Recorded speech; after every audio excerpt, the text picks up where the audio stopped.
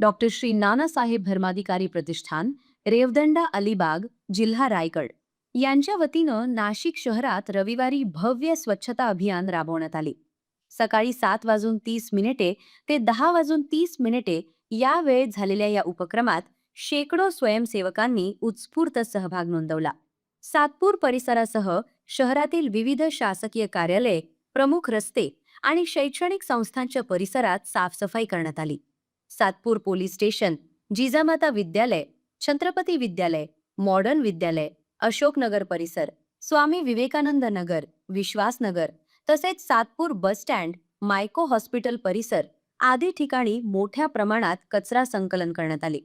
दरम्यान प्रभाग क्रमांक 10 चे नगरसेवक विश्वास नागरे, इंदुमती नागरे, माधुरी बोलकर, समाधान देवरे यांच्या प्रमुख उपस्थितीत वास्तुनगर येथील तुळजाभवानी मंदिर परिसरात प्रतिष्ठानच्या वतीनं स्वच्छता अभियान राबवण्यात आले.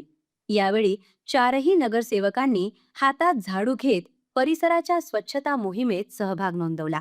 दरम्यान प्रभागाच्या चारही नगरसेवकांनी प्रतिष्ठानच्या कामाचं कौतुक केलं. डॉक्टर श्री नानासाहेब धर्माधिकारी प्रतिष्ठान आज डॉक्टर श्री नानासाहेब धर्माधिकारी यांचा 1 मे 1922ला वाढदिवस, त्यांचा जन्मदिवस आहे.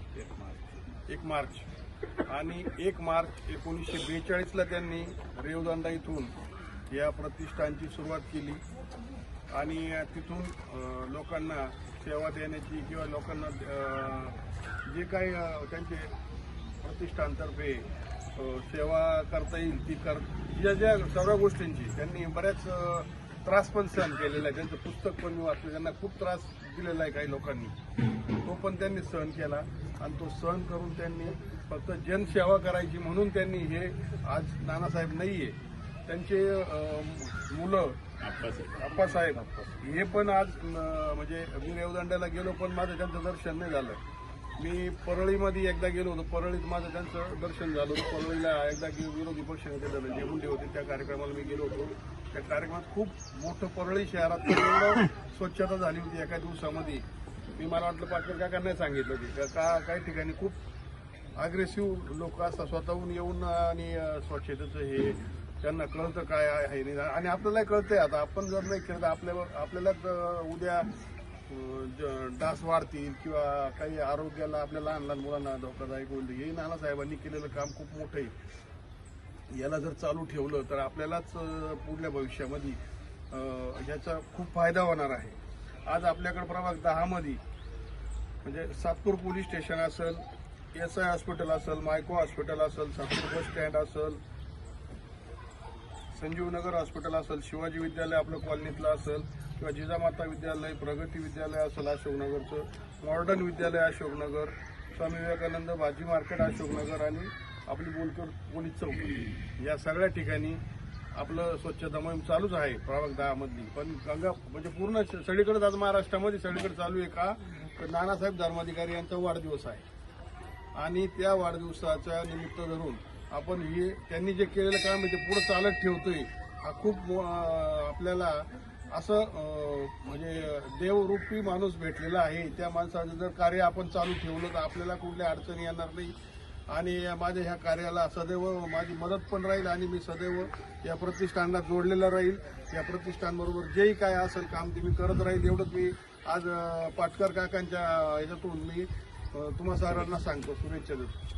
जे काही स्वच्छता अभियान राबवले जाते ते संपूर्ण भारत देश, महाराष्ट्र गल्लीपर्यंत ही स्वच्छता अभियान राबवले जाते. परंतु ह्या प्रतिष्ठान नुसतं स्वच्छता अभियान पुरतं मर्यादित नसून हे आरोग्याविषयी यांनी एक विश्वविक्रम गिनीज बुकामध्ये नाव नोंदवलं गेलं आहे. ही 1.5 लाख लोकसंख्या असताना 1500 लोकांनी त्यांना 38 मिनिटामध्ये 1.5 लाख लोकांना आरोग्याची त्यांना हे दिलेली आहे, सुविधा दिलेली आहे. तसंच पाणी संवर्धन असेल की आपल्या निसर्गाला पाण्याची जी काही पातळी खाली चालली, त्यांचा सगळ्यात मोठा उपक्रम की पाणीशिवाय जीवन नाही. आणि नानांनी सांगून गेले की आपण पाणी काय केलं पाहिजे. पावसाळी पाऊस आला असेल त्यांना रेन वॉटर टाकून ते बोरमध्ये सोडलं गेलं पाहिजे, विहिरीमध्ये सोडलं गेलं पाहिजे. त्याच्यातून आपली पाण्याची पातळी वरती येईल. आरोग्याविषयी जर म्हटलं, तुम्हाला सांगितलं की गिनीज बुकात नाव टाकलं, असा आरोग्याविषयी त्यांनी मोहीम राबवली असेल. व्यवसायाविषयी जर असेल तर आपल्या सर्व तरुण मंडळांसाठी जे काही तरुण मुलं आहेत त्यांच्यासाठी ठिकठिकाणी प्रशिक्षण शिबिर राबवले गेलेलं आहे. त्याच पद्धतीने शिक्षणाविषयी असेल, गोरगरिबाच्या शिक्षणासाठी जर का काही अडचणी येत असेल तर हे प्रतिष्ठान अग्रेसर असतं, त्या ठिकाणी त्यांनी काम केलेलं आहे. त्याच पद्धतीने इतर काही आपल्या आपत्ती व्यवस्था आहे त्यांच्यामध्ये. जर काही आपल्या महाराष्ट्रावर देशावर जर कुठली एखादी घटना घडली त्या ठिकाणी सुद्धा हे संपूर्ण त्यांनी केलेलं ही मी त्यांना सैन्यच म्हणेन की नानासाहेबांचे सैन्य कुठल्याही गोष्टीमध्ये आर्थिक गोष्टीमध्ये घेत नाही. स्वतःच्या कष्टाने कमवलेला जे काही त्यांच्याकडे असेल ती टाकून त्या ठिकाणी ते आरोग्याविषयी असेल किंवा आपत्ती व्यवस्थापन असेल ते स्वतः राबवतात. खरोखर नानासाहेबांनी ह्या देशाला नाही म्हटलं ना, ह्या सगळ्या जगामध्ये नुसतं भारतापुरतं नसून या जगामध्ये हे जे काही प्रतिष्ठान स्थापन केलं आहे असा देवरूपी माणूस आपण म्हणतो ना, महापुरुष, असे महापुरुष फार आपल्या महाराष्ट्राला लाभले. आणि ह्या देशामध्ये सगळ्यात महत्त्वाचं नानासाहेबांना महाराष्ट्र भूषणसुद्धा पुरस्कार जाहीर झालेला आहे. तसंच आप्पासाहेबांना भारताचे आपले लाडके पंतप्रधान नरेंद्रजी मोदी साहेबांनी त्यांना आरोग्यदूत म्हणून ही सुद्धा पदी आप्पासाहेबांना बहाल केलेली आहे. म्हणून या संपूर्ण कुटुंबाने, आजोबा, मुलगा, नातू, संपूर्ण कुटुंबाने ह्या भारतासाठी, ह्या देशासाठी, ह्या जगासाठी असं वाहून घेतलंय. आणि तुम्ही सगळे या ठिकाणी त्यांचे पाईक हात, जसं आप्पासाहेबांनी सांगितलं की 1982 पासून त्यांनी ह्या सेवेमध्ये वाहून घेतलेले. आणि त्यांनी जेव्हा मी त्यांना विचारलं की स्वच्छता अभियान, तर ही नुसते आपल्या सातपुरतं मर्यादित नाही ठेवलेले आणि कोणाला सांगायची गरज नाही. सकाळी आलो जेव्हा 7:30 वाजता इथं आलो आप्पा, त्यावेळेस यंत्रणा इतकी स्वच्छ होती की कोणालाच काही सांगावं लागलं नाही.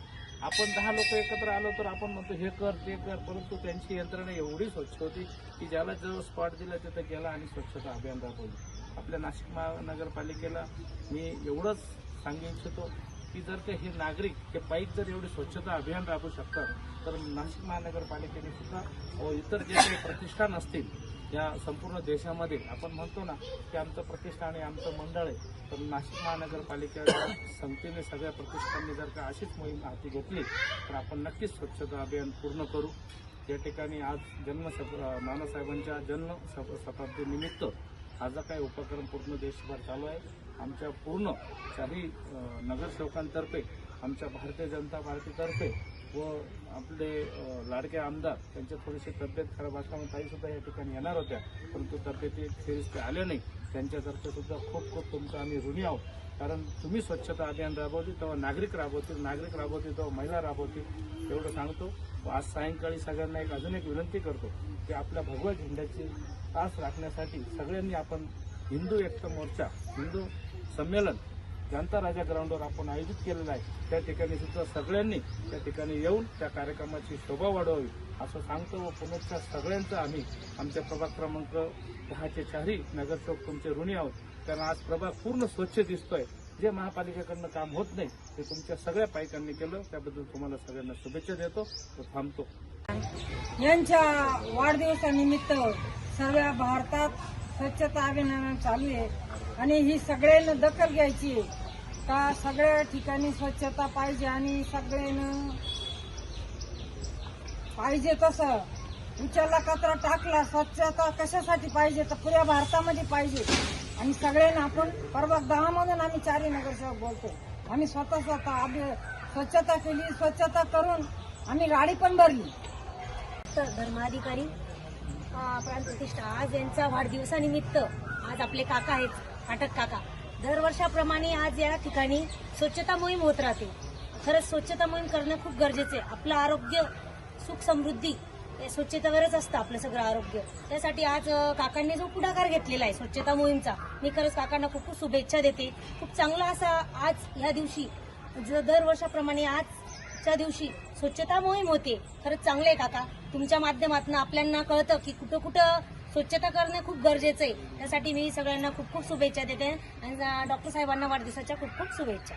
या अभियानादरम्यान रस्त्यांच्या कडेला साचलेला कचरा, प्लास्टिक व इतर घनकचरा गोळा करून परिसर स्वच्छ करण्यात आला. नागरिकांनीही या उपक्रमाचे स्वागत करत स्वयंसेवकांच्या कार्याचे कौतुक केले. शहर स्वच्छ आणि सुंदर ठेवण्यासाठी सर्वांनी पुढाकार घ्यावा असा संदेश यावेळी देण्यात आला.